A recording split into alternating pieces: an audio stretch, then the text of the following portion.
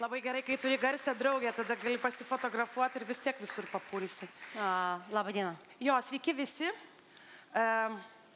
Gal galite pakelti tiesiog pradžiai rankas, kas nežinot, kas yra Agnė Jagelavičiūtė? Nieko sužinosit, arba bent jau išmoksit, kaip naudotis Facebook'u. O šitą ten toks žmogus pavardė Volkus sėdėjo, nekėlė rankos, nesuprantu kodėl, jau pažįsta gerai žmoną. Tai ką, Agnė, sėsk be jokių įsipareigojimų pataukšim apie tai, kaip nieks tavęs nežino ir kaip tu visai nesi Facebook'o žvaigždė. Tai aš pradėjau nuo klausimo publikai ir norėčiau tokį patį suktą klausimą užduoti tau. Ar tu žinai, kad sekamiausių žmonių Facebook'e 10-uke yra tik tai 3 moteris? Šitą klausimą paskaičiau tarp tavo pateiktų klausimų vakar vakare ir sąmoningai negūglinau. Nes viskas būtų labai paprasta tada, ne? O aš pagalvojau, kad specialiai pabandysiu atspėti. Tai mano nuomonė, aš tikėtina, kad aš esu trečia. Ir aš išmaščiau, kad pirmą, antrą vietą turėtų dalintis, dvi pagrindinės Lietuvos moteris. Mergina iš pasakos ir dar ta prezidentė. Tai įtariu, kad toks turėtų būti Lietuvos. Ne, tu neatspėjai. Nes aš kažkaip galvoju, kad turėtų būti tada kažkaip jų panašiai ir tada aš. Tai mergina iš pasakos yra labai taiklus šūvis, o tu nesi trečia, o ta dar viena iš to trejetuko moteris yra jo prezidentė tam tikrą prasme, tik tai propaguoja natūralų grožį. Tai mano kita draugė, Oksana Pikuliesaitienė. All right. Go Oksana. Jo, Oksana. Bet man atrodo, Oksana grįžo į Lietuvą ir iki rudens jūs mergina iš pasakos tyliai rūkysit kamputį. Aš tikrai dėl to nepergyvenu, bet aš kažkaip labai norėčiau, kad mes ilgai neužsilaikytume šitoje vietoje. Kai pasisuka kalba apie Oksaną, aš kažkaip pasimetu laikę. Bet jeigu rimtai, ar tu žinai, kiek žmonių dabar tave seka Facebook'e ir aišku, aš žinau, kad tu esi Instagram'e ir gal dar kažko nežinau, tai koks kiekis žmonių yra tavo kariuomeniai? Instagram'e dabar truputį suabejoju, bet gal kokie 57 000.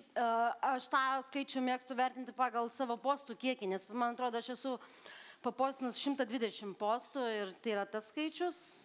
Tipiškai tokiam skaičiu reikalinga apie kelis tūkstančius postų pasiekti. Taigi čia geras rezultatas. O Facebook'e 130 000 mano asmeniai paskyroje, 60 000 mano maisto paskyroje ir gal 70 000 mano verslo paskyroje. Jeigu neskaičiuoti dar tų kitų paskyrų, kuriuose aš esu darbo aplinkybėmis, kaip ikonos 20 000, nes neatsiradusi paskyra. Tai tų žmonių yra, be jokios abejonės jie kažkiek dubliuojasi. Tie klausiu atvirai. Ar jie tikri? Žinau atsakymą jo, bet papasakok visiems. Jie tikri, nes aš labai iš tikrųjų džiaugiuosi, kad tu uždavė tą klausimą, nes aš pamenu, kad man patinka, aš norėčiau, kad šitas pokalbis būtų toksai tiesiog labai paprastas, be jokio tokio įsidirbinėjimo ir mes galime, jeigu reikia, jeigu kažkam atrodo kitaip, visada galime pasakyti. Aš prisimenu tą istoriją, kaip kažkas pradėjo šnekėti, kad žmonės esantis socialiniuose tinkluose perka vartotojus. Ta prasme, Monika Šalčiūtė sako dauginietį. Tai aš tiesiog niekada nesuprasčiau iki galo, kam to reikėtų daryti, todėl kad aš parduodu ne savo skaičių. Kai aš pardavinėjau savo reklamą Facebook'e, aš niekada nepardavinėjau to, aš turiu 130 000. Iš esmės aš paprastai parduodu tą feedbacką, kuris įvyksta po to. Tai jeigu iš tikrųjų tie vartotojai būtų negyvi, man jie neduotų jokios naudos, nes paprastai mano klientai neklausia, kiek tu turi vartotojų, jie klausia, o kiek naujų vartotojų atsirado prieš tai buvusiam poste, pavyzdžiui.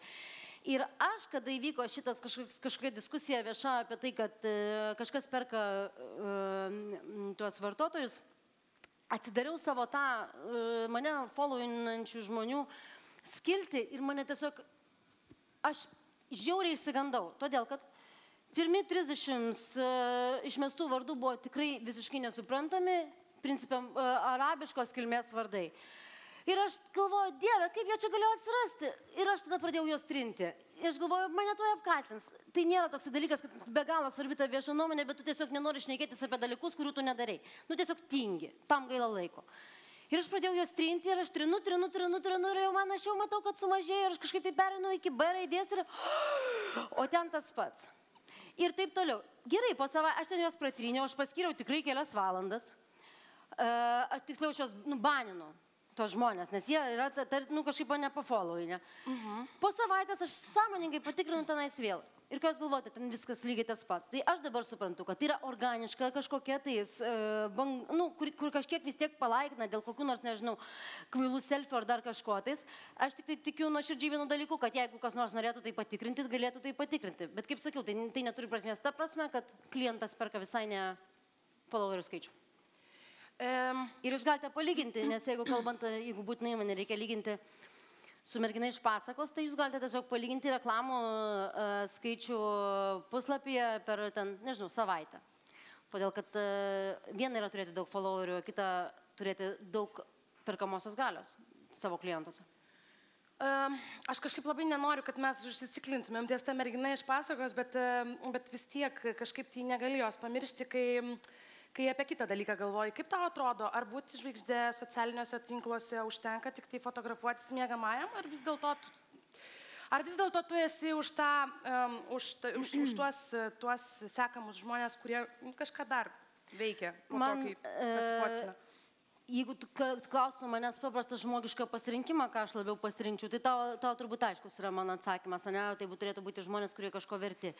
Bet jeigu kalbėti apie pačią realybę, tai šitas mūsų pokalbis automatiškai nebetenka jokios prasmės. Žmonės seka tai, ką nori sekti, tai yra labai vitališka, tai yra labai gyva ir tai yra nekeičiama. Jeigu yra kažkoks dirgiklis, kuris sujaudina žmonės dėl kito žmogaus, tai tada sakyčiau, kad to pakanka. Ar tai yra labai gerai? Ne, tai nėra labai gerai. Bet tai yra tiesiog realybė ir čia yra, apie tai kalbėti, tai yra kažkas panašaus, kai kalbėti apie tai, kad lietų šlapės, jis toksai, ir kas. Bet tada kas svarbiau, ar asmenybė ir šlapės lietus, ar vis dėlto turinio strategija, už kurios kartais nepaslaptis, komanda, agentūra, dar kažkas. Galvoju apie šitą dalyką, nes tai tikrai labai toksai, kaip čia pasakyti, toksai stiprus klausimas. Tarsi yra toks nusistatymas, kad va štai, jeigu kūrybinė agentūra arba kokia nors madinga kūrybinė agentūra arba super madinga, super naujoviškų vadovų, tokių stilingų hipsterių arba nebūtinai agentūra kažką sugalvojo kieto Facebook'e ir taip pavažiavo, tada wow, jėga, mes agentūra, mes tokie, mes kitokie. Jeigu kažkas tai natūraliai važiuoja kažkokiai asmenybei, tada tipo taip, oi, čia popsas, oi, čia šikna. Tai aš manau, kad viskas yra, kad tiek reikalinga ir viena, tiek reikalinga ir kita, bet tie dalykai labai tarpusavy koreliuoja ir negali pasakyti, kas yra geriau. Tai geriau obuolys ar kriaušė. Bet gerai, iš tavo perspektyvos, ar tau atrodo gerai, kai socialinių tinklų paskyras administruoja ne tie žmonės, kurių aš kalbu turbūt apie politikus labiau, bet tu supranti mano klausimą. Šita realybė, kada kažkas kitas administruoja konkrečią paskyrą, aš visiškai netikiu. Aš nelabai iš viso kada nors gyvenime followinčiau, kaip čia pasakyti, sausą darbinę paskyrą, manęs tai nejaudina. Algirdas Butkevičius neturi, nesinaudoja Facebook'u. Bet aš ir nesaku, nes tiesiog mane krato, ta prasme, visi tie dalykai, tai aš ir nesaku. Aš šiaip, nematau reikalo savęs dirginti, šiaip esu psichavota ir, kam to reikia. Bet, pavyzdžiui, turim puikų pavyzdį, tarkim, Aštono Kačerio paskyrą, kurioje labai dažnai Aštonas Kačeris pastebi Lietuvos projektus. Tai yra super faina tarptautiniam kontekste, bet jeigu kalbame apie, kodėl taip yra, ne, išsiaiškiname, kad Aštono Kačerio paskyroje dirba lietuvė mergina. Čia yra super cool bendrai. Bet jeigu kalbėti apie pačią organiką tos paskyros, tai aš niekada nejauščiau malonumo ją sekti, todėl kad aš žinau, kad kažkas ten dirba, turi tai padaryti. Man atrodo, kad pagrindinis dalykas, kas turi išlikti socialinio tinklo paskyroje, tai netikėtumo faktorius, tavo emocijos faktorius, tas dalykas, kas tau gautųsi truputėlį netyčia. Truputį asmeninės isterijos, truputį tikro prisilietimo. Jeigu visą tai, tiesiog jeigu kažkas pasidalina gerom socialiniam akcijom, ne. Kas ne? Ir taip kiekvieną kartą. Bet aš žinau, kaip ją sutvarkyti, barą nusivedi ir viskas gerai. Tai čia ją taip. grįžtam prie reikalų. Tu sakai, Ashtonas Kutcheris, yra internete žvaigždžių, iš kurių tu mokiniesi, kurios tave įkvepia, pamoko tave? Nežinau. Turėtų būti kažkaip, turėčiau būti kažkokia labai, mano močiutė sakydavo, kad Agnė mergaitė turi būti kukli. Ir plemba, kažkaip visai neišėjo šitas dalykas gyvenime ir nieko negaliu padaryti ir iš tikrųjų. Ir neturiu aš tų idolų ir apskritai gyvenime niekada nesu turėjusi. Bet yra dalykas, į kurį aš labai stipriai kreipiu dėmesį ir kurio labai seku ir iš kurio labiausiai mokausi. Tai yra kolektyvinė sąmonė. Aš žinau, kad jinai galbūt šiek tiek kontroliuojama, bet jinai yra didžiausia jėga. Ir iš tos kolektyvinės sąmonės tu gali daugiausiai gauti, išmokti ir laimėti. Tai iš esmės mano idolas viešuosiuose tinkluose yra visi. Tas mano srautas. Aš iš jo gaunu gyvybės, aš iš jo žinau, kas gerai, kas negerai. Juk tai labai paprasta, ne? Kažką nušvilpia, kažką labai laikina ir taip toliau ir iš to tiesiog išmoksti. Nėra tokios asmenybės, kuri mane įkvėptų visapusiškai, yra kažkokių detalių, bet netgi ne socialiniam tinkle. Jo, tu mane įkvėpi, jeigu taip rimtai. Tu man neveži, bet aš jaučiu, kad tai yra susijęs su draugystė labai stipriai. Ir aš neseku jokių nepažįstamų žmonių, kur galvočiau, kad vau, man šiaip aš labiausiai vau. Gerai. Kojas apšilom, pasakyk, kada tu supratai, kad socialiniai tinklai yra tavo darbas? Reikia paminėti, kad Facebooką, tokia kaip Agnės Jagelavičiūtės paskyrą, aš turiu turbūt kokius 6 metus, 5, o Facebookas pas visus atsirado daug anksčiau ir aš palyginti vėlai prisiregistravau, bet prieš ilgą laiką, kokius 4 ar 5 metus, aš tenais buvau Margaritos Nikolajevnos vardu, tai meistro ir Margaritos veikėjas. Man patiko, aš ieškojau būdo nueiti nuo žinomumo ir tuo metu tai man buvo pavykę, daugiau mažiau, aš negalėjau išvengti to rašinėjimo apie mano plaukų pasikeitimus, bet dariau, ką galiu. Ir tą dieną, kai užsiregistravau Agnės Jagelavičiūtės vardu, tai buvo jau tikslas.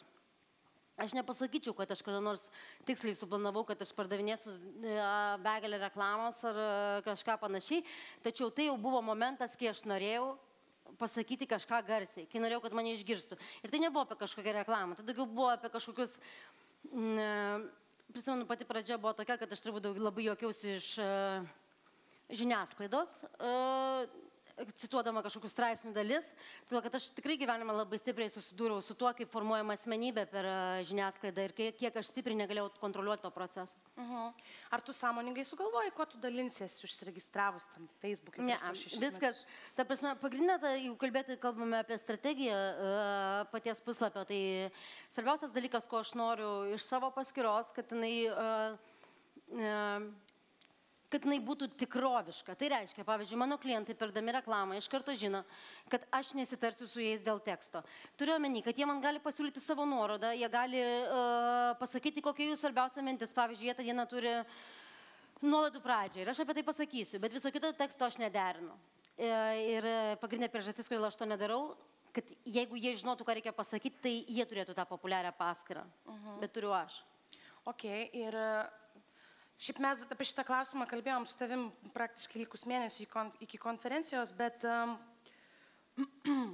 tai man atrodo, kad geriausias klausimas, kokį aš tik tai sugalvojau, kai žinojau, kad tai su tavim pasišnekėt. Visi žino, kad Agnė Jagelavičiūtė komentaruose trinktelės iš dešinės rankos taip, kad maža nepasirodys. Ir aš kažkaip matau, kad tu tendencingai švelnėjai. Ar tai kažkaip susijęs su tuo, kad supratai, kad Facebookas yra tavo duona, dešra ir sviestas, ar tu tiesiog supratai, kad nėra prasmės badytis pirštais su tais, kurie sunkiai tas 9 klasės baigė? Tai... Ne, pagrindinis dalykas, kaip čia pasakyti, jeigu pagrindinė priežastis, kodėl aš nebesidraskau ir nebesipykstu ir mažiau keikiuosi ir visa kita, pagrindinė priežastis yra ta, kad aš tiesiog pavargau. Buvo kažkurio momentu, nemeluosiu, tai buvo tam tikrą prasme kažkoks tai variklis. Kitą kartą žiauriai pavargus nuo visų darbų, tikrai labai fainai išsivemti tam Facebook'e. Bet kažkurio momentu tiesiog įsivėmiau tiek, kad nebėra ką vemti. Ir dar supratau vieną tokį dalyką. Mes visose dalykuose išgyvename tokį, tarsi visus normalius organiškus etapus, kaip tokius, kaip vaikystė, paauglystė ir branda. Tai man internetas ir socialiniai tinklai atėjo daug vėliau negu kad visiems. Ir aš tiesiog gal kurį laiką labai akivaizdžiai išgyvenau savo tokią internetinę paauglystę. Kai aš tenai šėlau, aiškinausi santykius, man viso to reikėjo, bet atėjo laikas suaugti. Ir jeigu tu manęs paklaustum, ar pavyzdžiui ar tu galvoji, kad aš, pavyzdžiui, tai darau dėl to, kad turiu labai daug reklamos ir, pavyzdžiui, aš dėl to nebesikolioju, nes tarsi tai netiktų reklamai. Tai aš galiu pasakyti, kad tiesą sakant, socialiniam tinkle agresyvus kalbėjimas parduoda daugiau. Šiaip jau švelnus tonas yra dažnai nepastebimas, nuobodus ir neįdomus. Tai jeigu kalbėti apie pardavimus, tai joks agresyvumas netrukdo. Jeigu kalbėti apie gramatiką, tai aš tave kas antrą dieną į kotletus galiu dėti, žinai? Tu gali mane dėti, bet šitą čia atskira tema, mes galim visą netgi apie tai pasišnekėti. Pradėkime nuo to, kad... pradėkime nuo anekdoto, nors iš tikrųjų nekenčiu anekdotų ir šiaip labai nekenčiu žmonių, kurie sako, dabar papasakosiu anekdotą. Bet šitas į temą. Ateina blondinė ir, žodžiu, darbinti sekretorė. Ir viskas nefaina tokia. Ir jos klausia, o kiek jūs spausdinat ženklų per minutę? Ir sako, 350. Nepatikėsi, tokia nesąmonė gaunusi. Tai yra apie mane, iš tikrųjų, todėl kad aš esu tokia techninė kretinė. Aš pirmiausia, tai nemoku spausdinti. Aš rašiau diplominį darbą ranka, ne dailės akademijoje, bet prieš tai, kada baigiau drabužių dizainą. Nors visi rašė kompiuteriu. Aš kiekvieną kartą, kada taipinu tas raidelės, aš matau, kad jos pabėga nuo manęs, bet mano mintis visą laiką greičiau, nei kad mano rašymas, ir nėra čia ką apsimetinėti. Ir aš papostinu, kad man nenutrūktų mintis, ir tada karštligiškai bandau ištaisyti tas klaidas. Tiesą sakant, mano įvertinimai lietuvių kalbos mokykloje buvo tikrai labai neprasti, o literatūros iš viso dieviški. Tai kas nutiko, kad nepavyko? Taip pat nepavyko. Bet aš pasakysiu vieną tokį dalyką, kurį aš galbūt neturėčiau sakyti, nes tai tikrai yra mano duonos dalis, bet iš tikrųjų, visi galite pabandyti. Tam tikri dalykai, kaip ir natūralumas ir gyvumas socialinėje erdvėje sukuria artimumo jausmą. Pavyzdžiui, nesirinkti lietuviškų rašmenų, tai reiškia rašyti kaip didžioji dauguma. Va jums atsakymas. Kokia tu nestandartinė pas mus? Tokia nestandartinė. Bet jeigu apie standartus, tu pasidarai labai standartinė, kai... Ai, tau karšta, supratau. Aš galvojau, tu visą laiką tą savo Šanelio sagę rodysi, kad visi fotografuotų, žiūrėtų, pavydėtų. Už postus viskas, nepergyvenkit. Tai žodžiu, tu tampi, miela draugė, labai standartiška, kai pasisuka kalba apie tavo šeimą. Ir ką aš irgi dar pastebėjau, tu kažkaip taip, ne kad aš čia labai geniali būčiau, turbūt visi tą pastebėjo, kad tu labai daug namų savo rodai. Duris atveri ir į vargšo Volkaus gyvenimą, ir į tas vargšas vaikelis, nesuprantu, kaip motinos išnaudotas. Strategijos dalis, ar tau, žinai, visos mes vienodos? Sakykim taip. Šitą klausimą galima atsakyti keliais būdais. Atrodo tarsi, kad daug kas kad visi žino kažką apie mano gyvenimą, bet ar tikrai? O ką jūs iš tikrųjų žinote, jeigu taip jau atvirai? Iš kitos pusės. Iš Brazilijos deportavo. Šitą tai tikrai žinome dauguma. Su raudonu kostiumu tavo gelbėtojos vis dar vaikšto. Ne, bet jeigu kalbant apie šeimą, tai atrodo, kad viską žinote. Bet iš esmės, tai čia kaip rašiau savo Facebooko kvietime, kad aš jums pasakysiu, kaip išprašyti džimičių batelius iš interneto, tik imituojant oralinį. Tai čia ir yra tas atsakymas. Jūs tik galvojate, kad kažką žinote, iš tikrųjų galbūt daug ko ir nežinote. Iš kitos pusės, tas dirbtinis paslaptingumas, kuris buvo daugybę šimtmečių kurtas moters gyvenime, toksai šydas, jis yra šiandieną beprasmis, visuomenė yra visai kitokia, mes dalinamės viskuo. Paslaptingumas yra būdingas šiaip paprastai kvailoms moteriams arba banditų boboms. Nes abidvi šitos kategorijos turi ką slėpti. Banditų bobas visiems suprantama ką, o kvailos moteris tai geriau, kad jos vaidintų paslaptingas. Nu tada, nes tai iš karto automatiškai gelbėjo nuo šitų tokių visų nesąmonių. O dar žiauriai vienas yra svarbus dalykas. Yra dar temperamento dalykas. Ir aš niekada neinu prie intraverto ir nesakau, ko tu čia tyli, tu mane nervuoji, nes tu, blin, ko tu čia man nieko nesakai, tu ką čia slėpi, gal tu čia kažkoks teroristas. Tai aš esu ekstravertė. Ir man organiškai būdingas kažkoks tais ekshibicionizmas, bet ką aš čia tau pasakoju. Interneto higiena. Ir valiai dantukus šįryt. Valiau ir aš valau viską ir...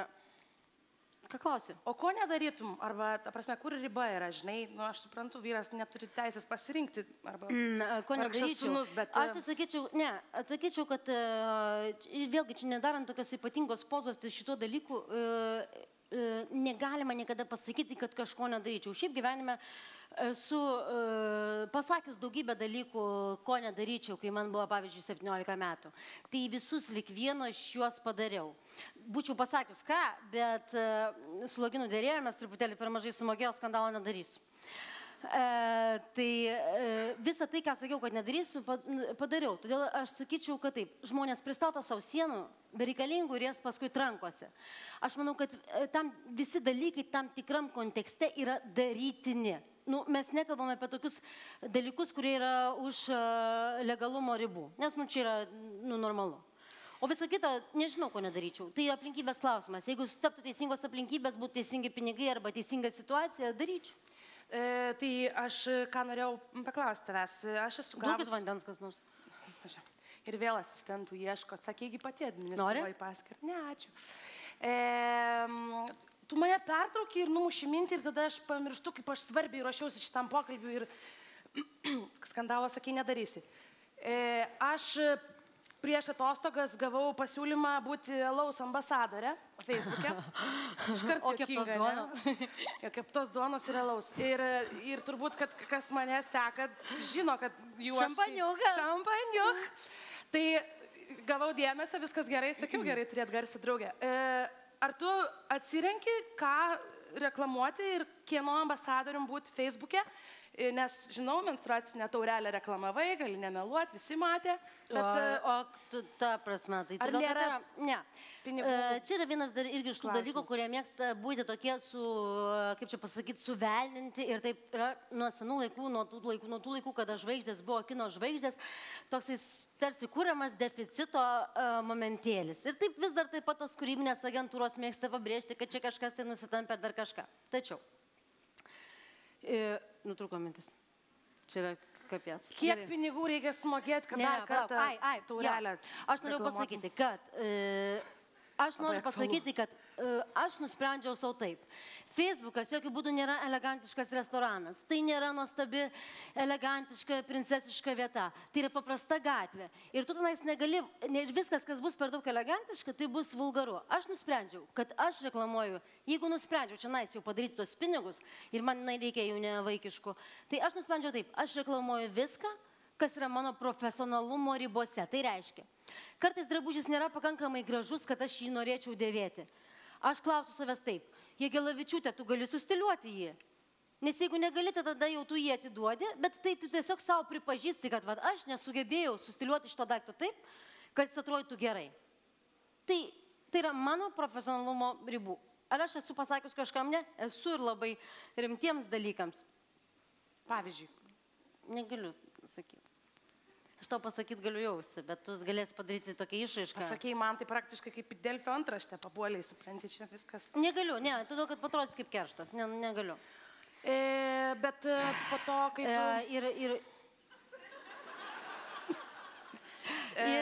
tu... Ir dar norėjau pasakyti, kad kartais, ne, labai svarbu čia pridurti, sorry, kad aš čia tave pertraukiu, bet tiesiog tikrai labai svarbu, ir aš tai norėjau pasakyti ir dabar, nepasakysiu, labai svarbu pridurti, kad kartais reklamuojant kažkokį dalyką tikrai būna epic failų. Tik tai tie, kas nedirba, nepadaro klaidų ir be galo svarbus dalykas, neužsikabinti ant savo to feilo. Pavyzdžiui, yra buvę keltas dalykų, kuriais aš nelabai tikėjau reklamuodama, arba, pavyzdžiui, jūs suprantate, kad aš ne viena dirbu prie tos paskyros. Postinu aš viena, bet ją pardavinėjau ne viena. Ir yra buvę taip, kad aš neįsigilinau į reklamuojamo daikto esmę ir dėl to dar šiandieną gaunu kiekvieną dieną po keletą laiškų, kad aš idiotė. Aš žinau, apie ką tu kalbėjai. Aš tai gyvenu toliau, suprantat. Tai taip, bet aš gyvenu, ta prasme, taip įvyko, bet jeigu, čia lygiai tas pats, kaip kažkas man sako, Agne, tu ten prieš 12 metų valiojasi Brazilijoje. Tai, ta prasme, po to valiojimasi Brazilijoje mano gyvenime dar įvyko daugybė dalykų, o tavo? Irgi.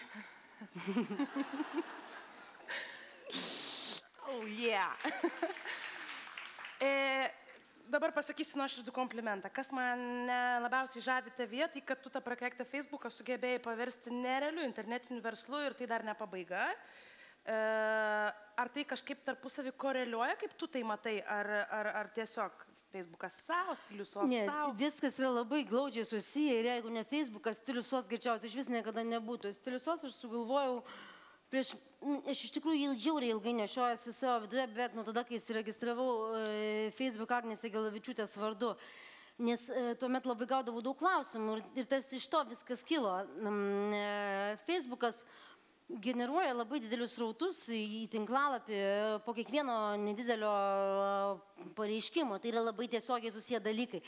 Bet jeigu kalbėti apie ateitį, tai aš, pavyzdžiui, savo ateities Facebook'e nebematau. Tai aš nuoširdžiai tikiu, kad verslas gali funkcionuoti ir be Facebook. Iš tikrųjų labai gerą temą užkabinai. 15min.lt launchino komentarus su tapatybė.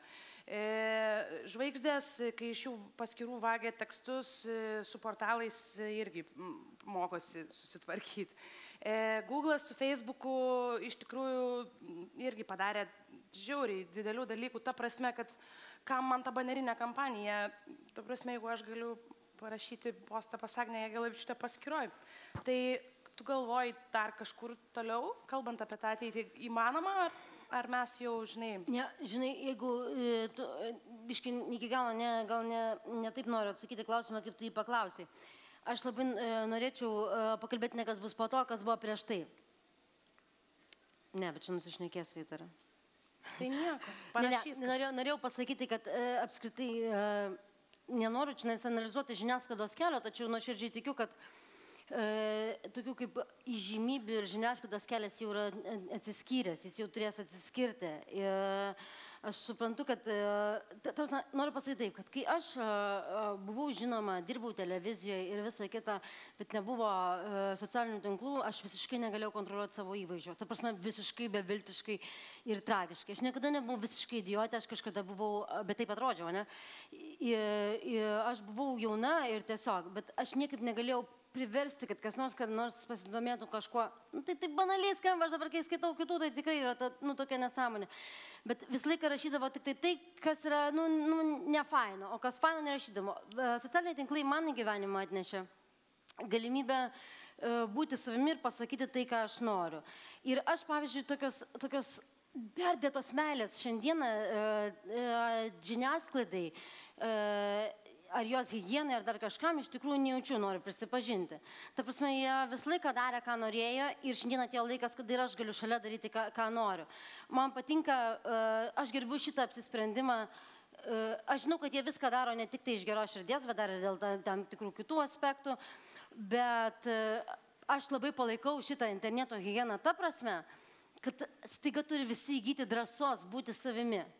Ir čia ne tas toksai, kad būkite savimi žmonės, o tiesiog, aš, pavyzdžiui, ketinu keiktis ir toliau. Bet aš tai darau su savo vardu, su savo atsakomybė ir žinodama, kad po to aš galėsiu arba turėsiu už tai sumokėti. Tai man patinka šitoj vietoj žiniasklaidos pasirinkimas, kad visi turės atsakyti už savo žodžius. Tai yra jėga.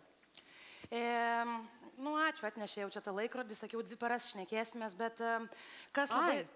Viskas. Jis jau sako mums, kad mums liko 4 minutės. 4, ne 3 ten kažkiek. Bet aš norėjau pakalbėti su tavim dar viena labai svarbia tema, nes man atrodo, kas kitas, jeigu ne mes, ir kažkaip tikiuosi, kad tų 4 minučių mums užteks. Ir tai yra socialiniai dalykai. Tu labai aktyviai tai darai. Ir tu labai aktyviai tai darai. Ir kažkaip visai džiaugiuosi, kad man pavyksta, žinai. Bet kaip tu galvoji, mes persistengiam internete, nes ir moteris kalba, ir vyrai kalba, ir, žodžiu, ir... Labai svarbu, ačiū, kad tu šitą dalyką palėtai, ta prasme, kad net ne dėl socialinių dalykų. Aš tiesiog galvoju apie vieną momentą, kas turi būti Facebook'e. Atkreipkite dėmesį, mes visi, tame tarpe kažkurio momentu yra Andrius Užkalnis, ar ten dar kažkas, ar Algis Greitai, ar ten Milda Dargužaitė, ar dar kažkas, visi aiškina, ką tu turi dėti į Facebook'ą. Tie vaikų nuotraukos negerai, o tų maistų nuotraukos nefainai, o tavo demagogijos apie nieką, o tavo stiliaus reikalai niekam nerūpi. Man atrodo, kad kažkurio momentu aš supratau, kad Facebookas turi būti toksai, koks jisai yra. Ir taip, socialiniai projektai yra šiandieną madingi, bet yra daug geresnė mada negu dėtis papus arba pūstis lūpas. Tai jeigu tai tokia viena iš ypatingų madų, tai tegul būna kartu su visais dalykais. Ir jeigu kažkas iš to ištems gero, tai jas. Ar mes turėsim galimybę sulaukti klausimų iš publikos? Tai tada aš turiu tau paskutinį kontrolinį klausimą. Kaip sutalpinti 4 reklamas į 3 sakinius? Sakei, žinai? Tu taip įkvėpi orą ir talpini. Agnė Jagelavičiūtė.